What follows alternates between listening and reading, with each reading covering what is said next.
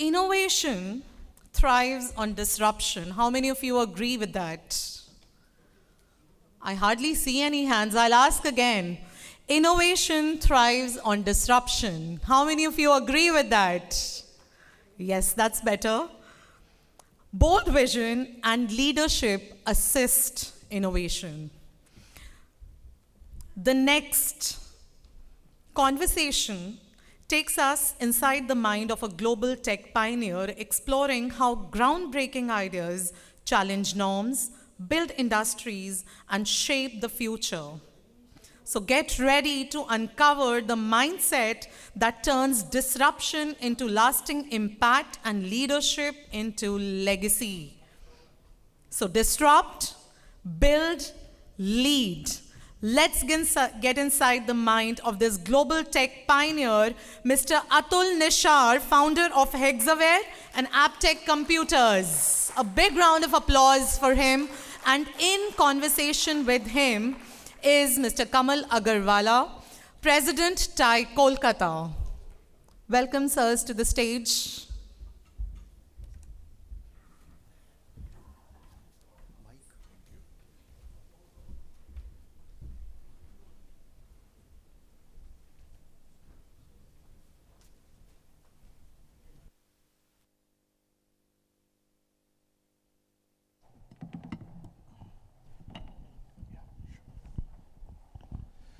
Good morning, everyone. Atul bhai, thank you for being here. You know, you have been an icon for entrepreneurs like us always. Someone who has built, scaled, and transformed businesses. And what is more important, you have always remained so humble and approachable. And today, we are not going to just talk about accolades. I want to understand the why and how behind that. The decisions, the dilemmas, the lessons that has shaped your incredible journey. So let's start by sharing with us what is the biggest learning you had from building and running not just one, two highly successful businesses, and what are the 3 traits you believe every entrepreneur must have no matter what. First of all, I want to thank Kamal, TiE-Kolkata team, the office bearers for inviting me and give me this opportunity to meet all of you and share some thoughts. Really appreciate that. Purpose of this whole fireside chat is more to not so much share gyan, but as to just tell my own story, what I went through, and in the process, if there is any learning that is left to the people listening, but I'm not keen to really give a lecture and giving some gyan to all of you. The younger generation is smarter than me. But to address your question, first of all, if I have to just pick one thing, I mean, it's difficult in any success story to pick any one thing. But if I have to, which overrides everything else, I would say, and which very much links with the growth of the Indian IT industry also, I think that is a value system. Once you decide I will follow integrity no matter what, I will follow value system, I think everything else will fall in place. Let me explain how. Once you decide I'm going to work with integrity, you're going to be honest to investors, you're going to ensure that whatever promises you made, you will fulfill. Same thing with customers. Whatever assurances you given, whatever presentation you made based on which you won the project, you will fulfill them. And also same thing with employees. I think once you've taken care of all these with integrity, with value system, I think everything else will fall in place.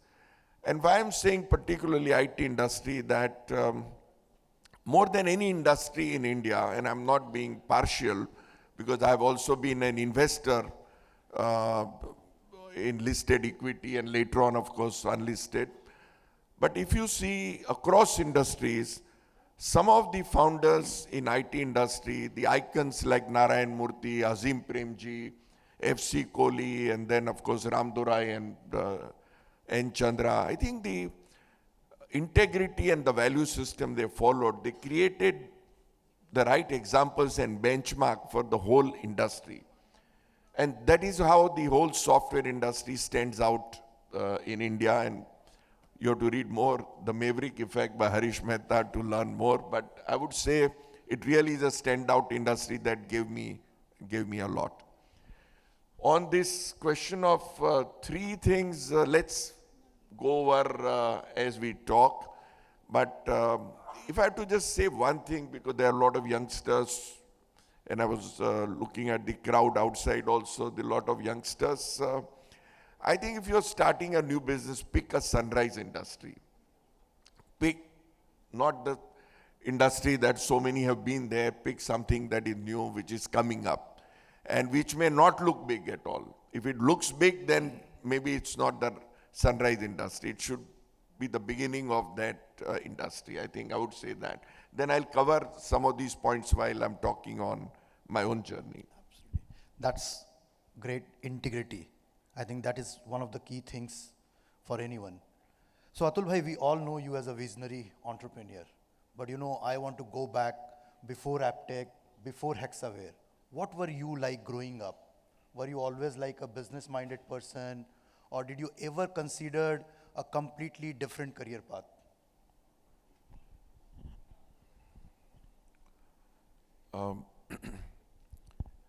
I think I'll go back to my childhood. Ultimately, all of us, while growing, there are certain incidents that create an impression, long-lasting impact on your mind. During my school days in the vacation, I used to go with my mother to Vapi. And that's where my mother hailed from. And my nana was a big jamindar there. And he owned the farms of mangoes, chikus, and various other agriculture products. It was vacation in third standard, Diwali time. My nana called me and he says, here are the baskets of chikus. You have to go and sell them, to sit outside the Vapi station and sell them. And he told me how much money you should get out of that. So I had to calculate properly. There used to be a set of 4 chikus that were selling. And a servant came, he carried a lot of chikus in baskets. I sat there outside the railway station. There was a market. I mean, you can imagine Vapi was a village and the type of market there. So I sat there, I sold chikus there, came back, gave him the money, and I got appreciation for what I had done. And I was happy. Maybe that was, I could make the investor happy. So, and he sent me a few times, every time chikus I sold, came back. I think that was my first lesson in life about selling experience. And a bit like business, you know, he didn't tell me exactly at what price to sell, but how much money is I should realize out of all that. I don't even know whether he counted the money or not when I came back. But that was my first lesson in that. When I was in college, while my father was a doctor, in the family settlement, we had one shop in Dadar Ranade Road, just 250, 260 square feet shop, ready-made garments. So during college days, I used to go there to help out. We had a working partner. And then I started settling the accounts, distributing profit between our family and him, and all these. I really took charge of that shop. That was another lesson I learned in business. When I was doing CA, I used to go for audits, and there, not just looking at accounts, I used to look at businesses, how that company is running, what are they doing, what is going right, what is going wrong.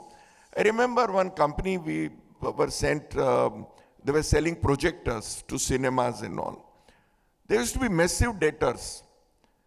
And once I called the partner of the firm and I fired him, the director of the company, and I fired him. I said, what kind of business you are running? You can't even collect money from debtors. How is your company going to survive? He complained to our partner of the firm, Dalal Desai Kumana, Mr. Putran. He called me and he tried to understand, and I told him, sir, look at these companies' debtors. With such high debtor, I don't see this company surviving long. So I think as a person who's looking at the accounts, I should point out to them that they're doing it wrong. How many of you are chartered accountants here? Lot Okay. many. So during that time, this business continuities to certify was not there. And, my boss, the partner, he didn't say anything. He said, okay, fine, you continue your work, don't worry. Later on, the whole guideline of the institute changed and business continuity has become a part of the certificate a chartered accountant gives for every audit. I think some of these incidents had an impression on my mind, but my father, being a doctor, always used to be very proud of the fact that a professional's life is better. And he used to say, you may make less money as a professional compared to a businessman, but then you take so much more stress in business. So, it's better to practice, better to be a professional. And that is how I actually started practicing as a chartered accountant. By that time I was married and my wife was a doctor. So one more reason to remain a professional. And that's how I started. Instead of getting into business, I started practicing as a chartered accountant. So my next question, you started as a chartered accountant. Very well secure, well-respected profession. Most people will be very happy with that stability. But you decided to take a leap into entrepreneurship. You started Aptech, and not just any business, you started Aptech in 1985, at a time when IT education was almost unheard in India.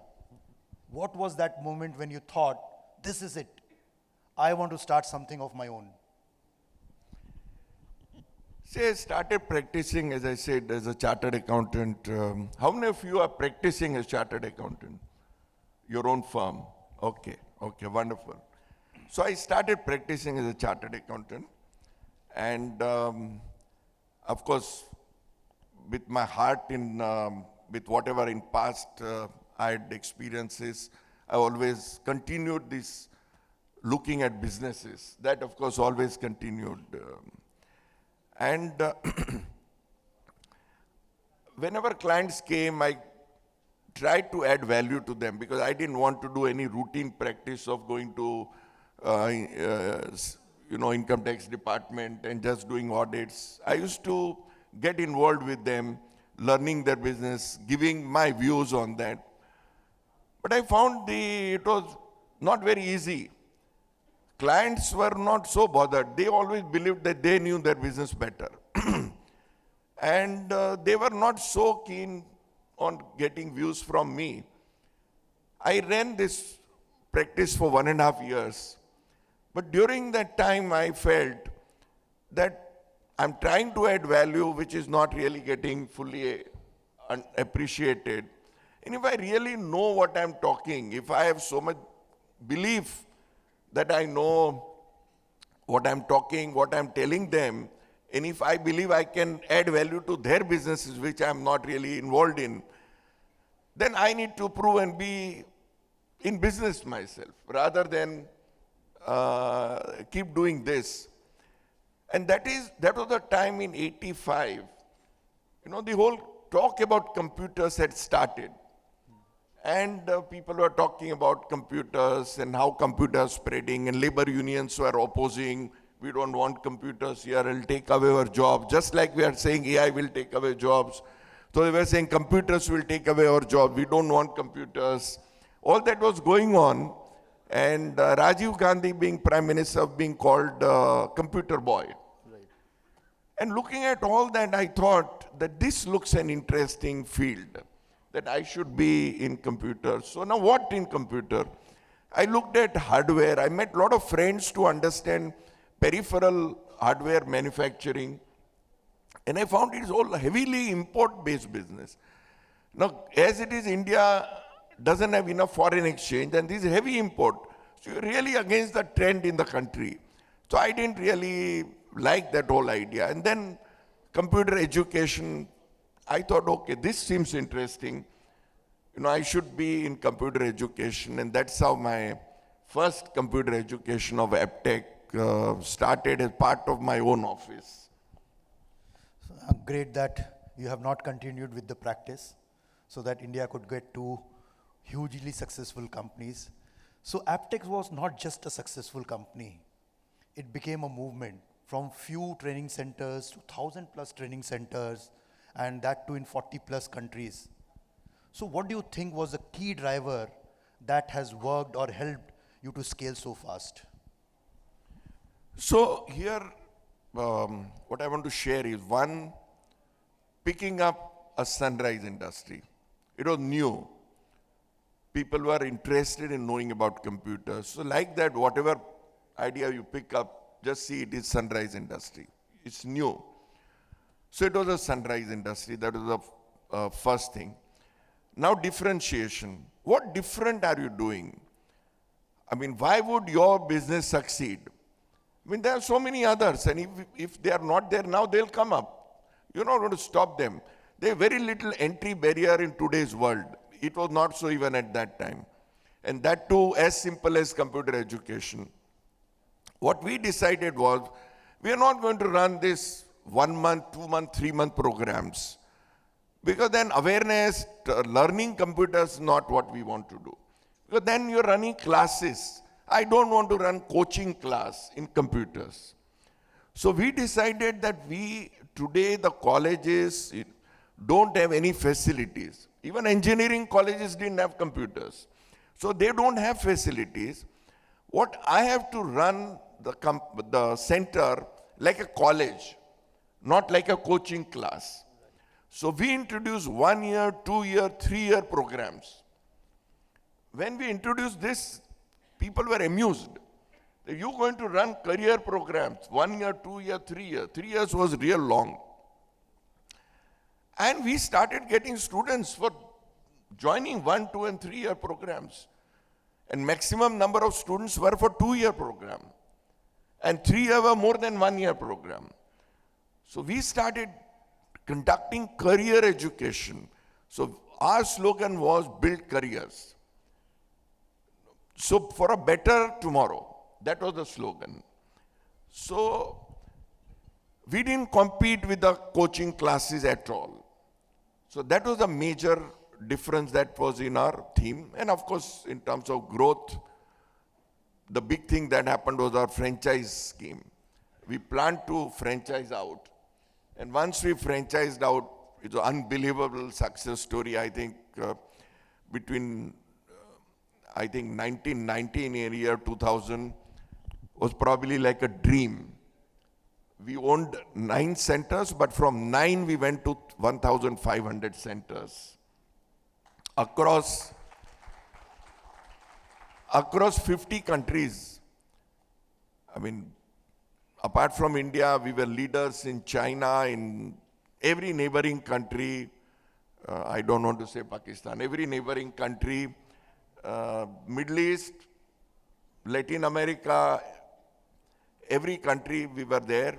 And I think in 10 years, the kind of growth we witnessed, I think looking back, even I can't believe today that actually was true and that really happened. So franchise, we decided, and why did we succeed so much in franchise? I mean, you do certain things right. Firstly, I want to share the big impact on my mind was Behind the Arches, the book Behind the Arches, the McDonald's story. On Ray Kroc, who was the founder of McDonald's, who started McDonald's at the late age of 50. How they went about building the chain, what were the things they looked at. I think I learned a lot from that.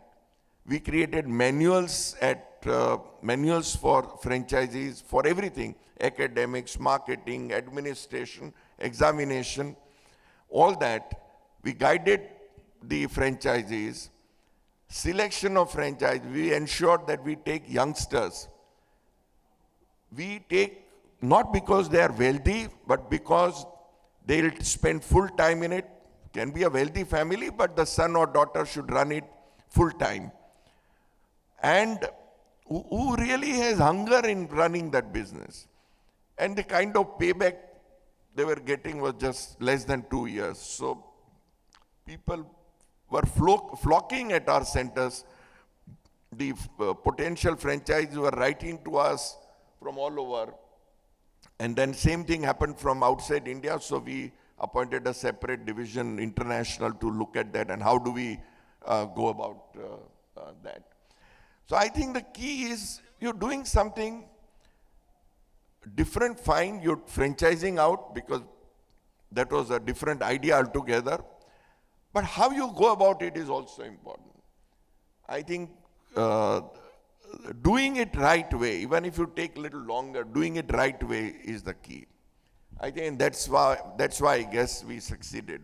And I think certain things right, if you keep doing and you succeed, and then the time will come when a friend like Kamal will say visionary. I don't think I was any visionary.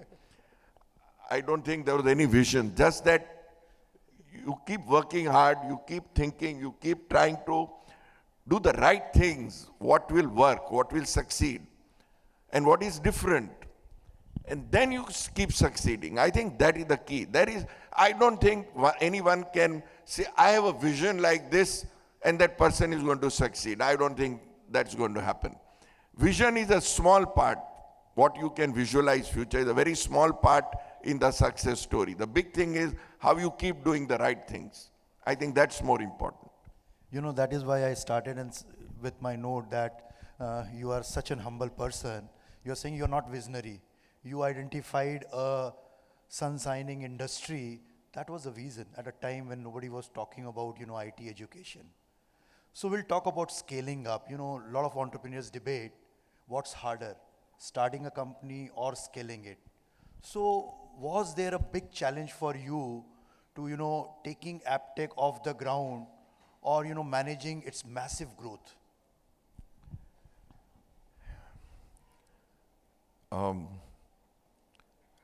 I think, Kamal, on the same point again, let me address.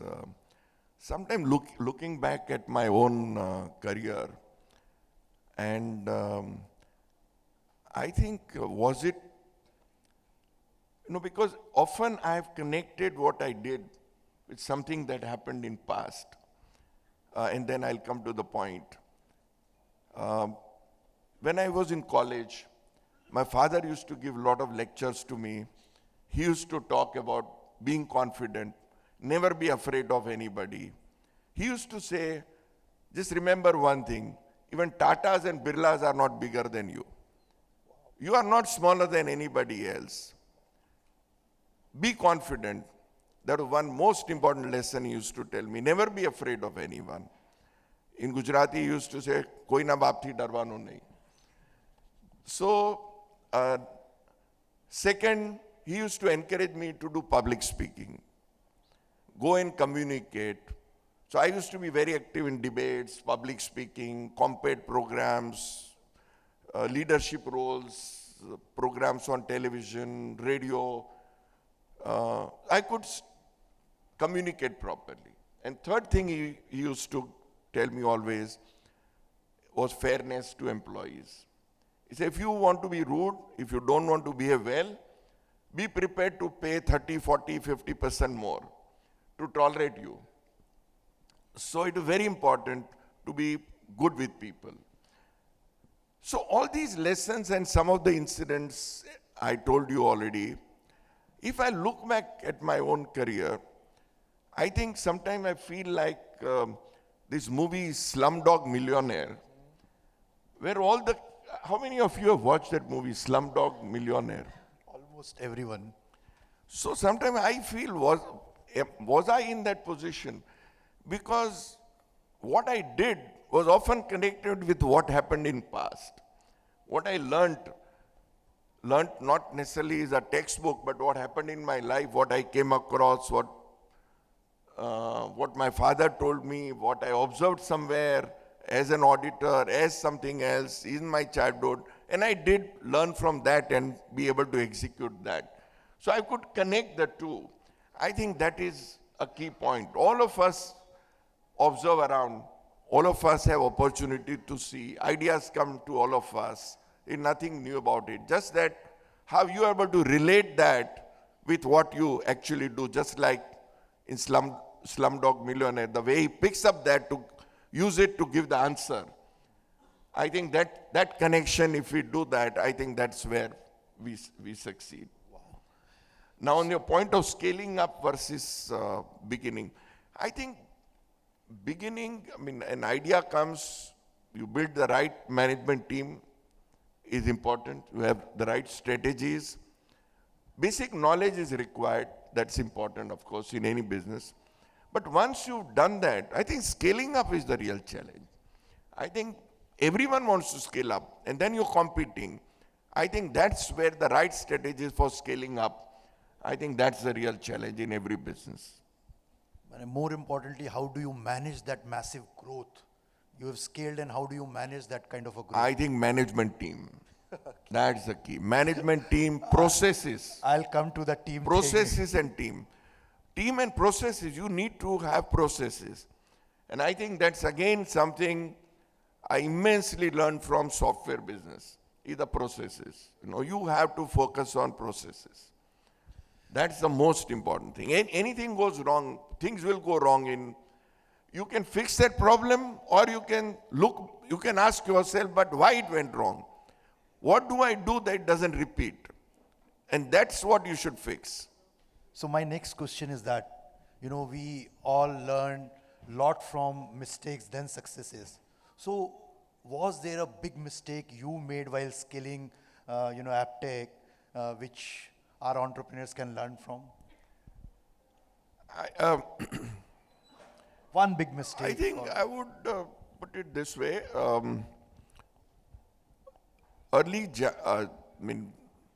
Can I answer that when we come back to Hexaware? Then I'll give you combined answer on that. Right. For overall businesses. So moving to Hexaware, Aptech was already a thriving business. Yet in 1990, you decided to start Hexaware. What was the thought process behind that? Most people would focus on growing one company which is thriving so well, but you choose to enter a completely different segment of industry. Why? See, education business, computer education had taken off really well. There's no doubt. We are making very good money. Branding was very good, and things were going really well. I remember around 88 or 89, one management consultant, he approached us at Aptech, and he said he's doing a project on Indian software industry. And he wants 4 sponsors. And do you want to be one of those sponsors? I will give a report to only these 4 companies. This is not for public consumption. And you have to contribute. I'll cover the cost of doing the project. But I'm interested in doing this project. That's why I'm getting into it. So we joined them. We joined and joined as a sponsor, and he did a project on Indian software industry. He interviewed a lot of people in TCS, in Tata, Burroughs or Unisys that time, and many other companies, created a very good report on it. And the report finding was that this industry, particularly, domestic is of course, was not of interest, not profitable. But the software export industry is very tiny. It's below $100 million export. Now, it's so small, even your computer education industry is bigger.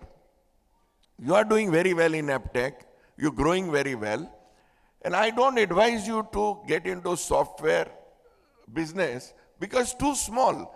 And out of that small industry, it is dominated by TCS and Tata Unisys, or Burroughs it was, I don't remember now, late 80s, Harish. Burroughs. He said these two contribute 60% of India's software export. So that too of this tiny industry. So what is there? So there is very, very limited scope, he said. The more I read, the more I heard his comments, I was more excited. That look, I don't run a business house. Ultimately, I cannot get into a business where big industries are there. And if it is so small, it is interesting. It will grow. And export industry is exciting because you go to, the whole business was with the West. You go to America, you go to Europe. So this was exciting, and I thought, if it is small, it is of interest to me. That is the right business for me, and that is how we incorporated Hexaware in 1990. The whole thought process was small, and so it has potential. That's how I started Hexaware. So you were running both Aptech and Hexaware at the same time. Two large, fast-growing companies. How did you manage your time and energy? Have you ever felt that, it's stretched too thin? So, yes. When year, and that's where I'll come to that also point of mistake. When the year 2000, 2000 this dot-com bubble burst toward later part of year 2000, and of course 2001 the September 11 happened. So that was a serious downturn globally. Late 2000 to 2001, 2002 it stretched because of September 11. So there was a major global downturn. And that is when I felt stretched, that you are running two globally competitive businesses. Aptech with centers worldwide, Hexaware again in multiple countries by the time year 2000. And that is when I thought we were really stretched. And I also happened to be chairman of NASSCOM in 99-2000. And when I was on different platforms of NASSCOM, listening to speakers, myself also, discussing, getting involved in the report that McKinsey created. So during all that, I was thinking that my own company is not big enough, Hexaware. I should make it big. Why is my company small? There are so many global companies who are so big. And if I have to make Hexaware big, and there was huge potential, that I was very convinced. And thanks to NASSCOM and the various various events that happened, the annual event that really made me believe that the great potential, that is when I decided I cannot run two such businesses and I should exit Aptech. So I'll come to that on a later part of it. When we talk so about the it. mistake point, I think computer education trend was changing. All the colleges were offering diplomas. And that, rightly or wrongly, and maybe wrongly, students started believing that they are university diploma. They were not. They were college private diplomas. But that was affecting our business by the time 99 came. And it only needed this global recession for us to understand. But I wish, looking back, I could have exited a bit earlier and focused on Hexaware, because the potential there was huge. Atul bhai, something which I've always admired you for, that founders are always known for deeply involved in every detail of their company.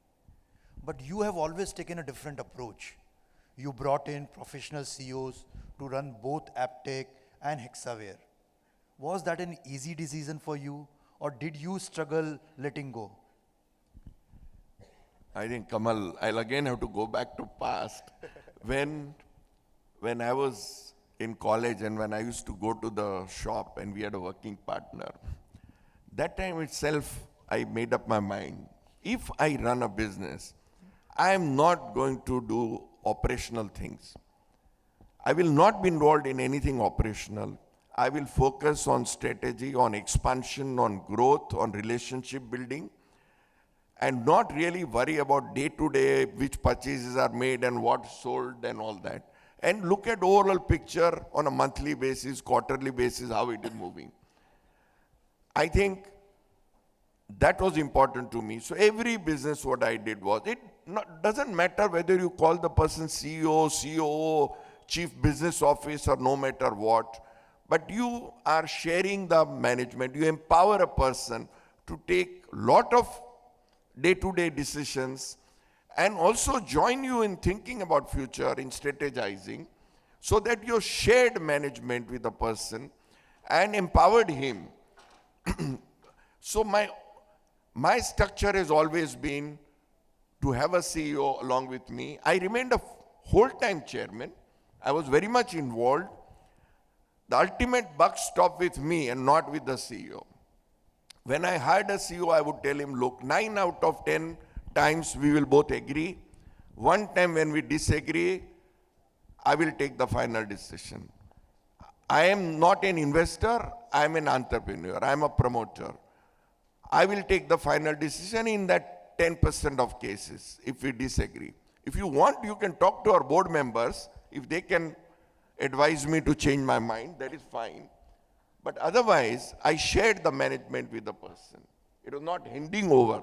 I didn't work like a private equity firm or a VC fund that you run it and I'm just there as investor. I was not an investor. So, Atul bhai, how did you know that it is the time to step back and give leadership to someone else to run the company? I think if you want to grow well, there are different structures. One, you may be 3 or 4 co-founders. In my student days, I always thought I was too mild to be able to really, I was very scared of partnerships that time, that I will not be able to do what I want to do or I'll be influenced by others. So I wanted to be on my own. And in that, if you don't have co-founders to share management, the only option for me was to have the strong management team. And I think if you really want to scale up, if you want to run a small business, you can keep running the rest of your life. Yeah. If you want to scale up, you will need a structure. You'll need a team led by a CEO or CEO or whatever. I think the time comes when your decision in your mind happens that I want to scale up. Wow, lovely. So Atul bhai, every entrepreneur dreams of scaling business, attracting investors, going public. But the reality of working with investors and boards are often not the same what founders expect. So what's one piece of advice you would give to the entrepreneurs before they onboard outside investors? You have dealt with a lot of outside investors in both Aptech and Hexaware. Okay, let me answer it this way. If I give you GAN, you'll forget tomorrow. Let me tell you a real life incident. When we had started Hexaware, our first office was in Boston. And when the office was started, I had not even gone to the US. I'd sent a very good guy from our team to open the office in Boston. We took off really well. Of course, it's a separate story. It's not easy to run software projects, which I wanted to do. It was very, very tough to deliver from India. But coming to this, we had taken off well, Boston. So I landed in New York. And we are 3 of us, our business head from Mumbai, from India, our US guy came to pick us up from the airport in New York, and we were to be there for 2 days. We had work, and then we were to go to Boston by car. So 2 nights we stayed in a motel, I remember. We were paying $30 per night. And dollar rupee was not like 87, 86. It was much lower. There was a few hundred rupees per night type of stay in a motel. Cheapest possible accommodation we found, and that was it. So one evening, my colleague, he got a brainwave that he said, Atul, have you seen any musical opera? I said, no, I've never seen. She said, let us go there and watch one. He said, okay, 3 of us went to watch a musical, and we looked at the ticket rates. The lowest was $20 and highest was $60. 3 of us, 20 into 3, we calculated $60. 60 is too much. $60 to spend like this is too much, and we were a startup. Okay, we were doing well in Aptech, but as far as Hexaware was concerned, we were a startup. We had limited money. And as it is, government was not allowing, RBI was not allowing sending money. So we had to be very frugal. He said, $60 we just can't afford. That is not in our budget at all. So we thought, but now we'll miss watching this. So again, we thought, no, but how can we give up like that? Then one of us went to that ticket window again and saw that below that cheapest ticket, there was something else called standing. The standing ticket of $10. Means after all the rows are over, you have to stand for the whole show. You have to stand and watch. To be able to stand, that ticket costed $10. So 3 of us, And you we bought paid that? $30 and stood all through the show and saved $30. Oh, wow. So the point I want to make is, when investors, before you go to them, just remember whether the investor is your family, investor is an external investor, treat that money with respect. We often find an IPO comes, people raise big amount of money or some big investment gets done, and money starts getting spent. And a lot of these companies go down. Post-IPO, so many companies actually go down because they did not respect the money of investors. Please learn to respect the money that investors put in your company. If you are going to respect that money, only then go to investors.